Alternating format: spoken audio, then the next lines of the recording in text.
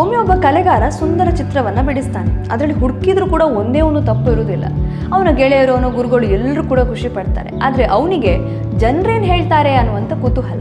ಅದಕ್ಕೆ ಅವನ ಆ ಚಿತ್ರವನ್ನು ರಸ್ತೆ ಬದಿಯಲ್ಲಿಟ್ಟು ಕೆಳಗಡೆ ಬರೀತಾನೆ, ಇದರಲ್ಲಿ ಏನಾದರೂ ತಪ್ಪು ಕಂಡು ಬಂದಲ್ಲಿ ಗೆರೆ ಎಳೆದು ತೋರಿಸಿ ಅಂತ ಹೇಳಿ. ಮಾರನೇ ದಿನ ಇವನು ಹೋಗಿ ನೋಡಿದರೆ ಅಲ್ಲಿ ಅವನ ಚಿತ್ರನೇ ಕಾಣೋದಿಲ್ಲ. ಯಾಕಂತ ಹೇಳಿದ್ರೆ ಎಲ್ಲರೂ ಗೆರೆ ಎಳೆದು ಇಡೀ ಚಿತ್ರಕ್ಕೆ ಗೀಚ್ ಹಾಕಿ ಬಿಟ್ಟಿರ್ತಾರೆ. ಅವನಿಗೆ ತುಂಬ ಬೇಜಾರಾಗ್ತದೆ. ಹಾಗಂದ್ರೆ ಅಷ್ಟೊಂದು ತಪ್ಪುಗಳಿತ್ತ ನನ್ನ ಚಿತ್ರದಲ್ಲಿ, ಹಾಗಾದರೆ ನಾನೊಬ್ಬ ಒಳ್ಳೆ ಕಲೆಗಾರನೇ ಅಲ್ವಾ ಅಂತೇಳಿ ಅವನಿಗೆ ಅನ್ನಿಸ್ಲಿಕ್ಕೆ ಶುರು ಆಗ್ತದೆ. ಆಗ ಅವನ ಗುರುಗಳು ಹೇಳ್ತಾರೆ, ನೀನು ಇನ್ನೊಂದು ಸಲ ಅದೇ ರೀತಿ ಚಿತ್ರವನ್ನು ಬಿಡಿಸು. ಈ ಸಲ ರಸ್ತೆ ಬದಿಯಲ್ಲಿಡುವಾಗ ಕೆಳಗಡೆ ಬರೀ ಈ ಚಿತ್ರದಲ್ಲಿ ಏನಾದರೂ ತಪ್ಪು ಕಂಡು ಬಂದಲ್ಲಿ ಅದನ್ನು ಸರಿಪಡಿಸಿ ಅಂತ ಹೇಳ್ಕೊಂಡು. ಇವನು ಕೂಡ ಹಾಗೆ ಮಾಡ್ತಾನೆ. ಮಾರನೇ ದಿನ ಹೋಗಿ ನೋಡಿದರೆ ಅದರಲ್ಲಿ ಒಂದೇ ಒಂದು ಕಪ್ಪು ಚುಕ್ಕಿ ಕೂಡ ಇರುವುದಿಲ್ಲ.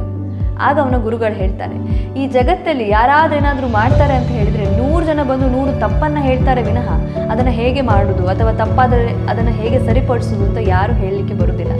ಆದ್ದರಿಂದ ಈ ಜನರೇನು ಹೇಳ್ತಾರೆ ಅನ್ನೋಂಥದ್ದಕ್ಕೆ ಯಾವತ್ತೂ ಕಿವಿ ಕೊಡ್ಲಿಕ್ಕೆ ಹೋಗಬಾರ್ದು. ಯಾವಾಗಲೂ ಜನರ ಮನ್ನಣೆಗೋಸ್ಕರ ಕೆಲಸ ಮಾಡಬಾರ್ದು, ಜನರ ಹೊಗಳಿಕೆಗೋಸ್ಕರ ಕೆಲಸ ಮಾಡಬಾರ್ದು. ಯಾಕಂತ ಹೇಳಿದರೆ ಈ ಜಗತ್ತಲ್ಲಿ ಮುಂದೆ ಹೋಗೋರನ್ನ ಕಾಲೆಳೆಯುವವರೇ ಜಾಸ್ತಿ.